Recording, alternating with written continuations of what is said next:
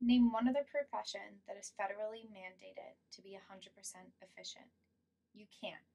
Even professional sports players are not expected to be that accurate, and they are being paid millions of dollars. Heck, baseball players with a batting average of .300 are considered amazing. Isn't that 30%? Doctors are morally expected to be that efficient, but the law does not expect that or penalize them for not meeting those expectations. On January 8, 2002, President George W. Bush signed the No Child Left Behind Act into law. No Child Left Behind reauthorized the Elementary and Secondary Education Act dramatically. The goals under No Child Left Behind under the Bush administration are very worthy in that all children have the right to a fair, equal, high quality education, and all children reach proficiency on state standards and academic tests.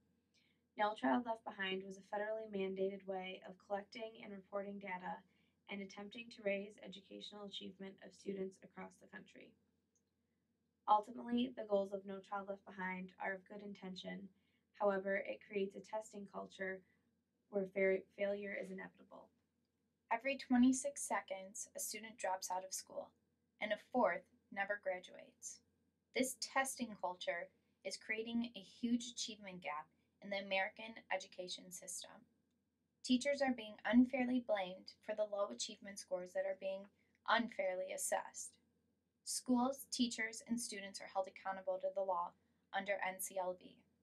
If they do not meet requirements, they lose federal funding. Every state has their own academic standards in only 4 areas of education. This includes English language arts, math, social studies, and science. As a result, many schools have started to drop their extras like physical education, art, music, and recess. High schools also require graduation exam for all students. Within the first few years of a student's education, they are tested in only math and language arts. From grades 3 through 8, they are tested annually in all 4 areas of education. The law specifies 2014 as a year for all children to meet 100% proficient on the state academic standards. This includes special education. If schools did not show progress, this resulted in firings of staff and faculty, public schools being made into charter schools, and schools sold to private companies, etc. No Child Left Behind requires the adequate yearly progress towards a 100% proficient goal by 2014. The testing results are printed in the newspaper. The results are disaggregated, meaning they compare the different groups: minorities, socioeconomic status, special ed, gender, etc.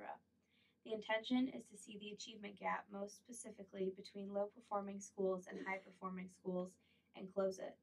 The effect, though, is public humiliation for the schools and students who did not perform proficiently on the state standardized tests. No Child Left Behind calls for high quality teachers. They need to have a minimum of a bachelor's degree. They need to teach in the area their degree is in. Students did not meet proficiency, consequences are given. The most severe is firing. Because teachers are being blamed and unfairly assessed, strictly assessed by their students' test scores, many great teachers were identified as failing. One of the big problems I had with No Child Left Behind was it focused too much on an absolute test score and not enough on growth and gain and how much the student's improving. If Paul is a 5th grade teacher and I come to him reading at 1st grade level, if I leave his class reading at the 4th grade level, under No Child Left Behind, he's a failure. If I improve 3 grade levels or 2 grade levels or a grade level and a half under his instruction, I think not only is he not a bad teacher, I think he's a phenomenal teacher. I think he's an absolute hero. And so what we want to do much more going forward is look at growth and gain and how much a student's improving. I want to say the goals behind No Child Left Behind were admirable. And President Bush deserves credit for that. Higher standards are the right goal. Accountability is the right goal. Closing the achievement gap is the right goal. And we've got to stay focused on those goals. But experience has taught us that in its implementation, No Child Left Behind had some serious flaws that are hurting our children instead of helping them. Congress has not been able to fix these flaws so far. I've urged Congress for a while now, let's get a bipartisan effort, let's fix this. Congress hasn't been able to do it. So, I will. No Child Left Behind under the Obama administration. The Obama administration is calling on Congress to fix No Child Left Behind. Obama's plan calls on states, school districts, schools, teachers, parents, students, community, and the federal government to share the responsibility of preparing our students for college and careers. The new plan supports the efforts of the states in creating an international baseline of Common Core of standards. This will prepare students so that they are college ready when they graduate high school. Educational standards need to be raised so that all students are prepared for college and careers. One of the biggest problems with No Child Left Behind is the assessment of students. NCLB under Obama calls for more successful systems of measuring and recording student growth. This does not call for more assessments, but better ones. Better assessments will be made to go beyond standard bubble tests and test critical thinking as well as the individual student growth.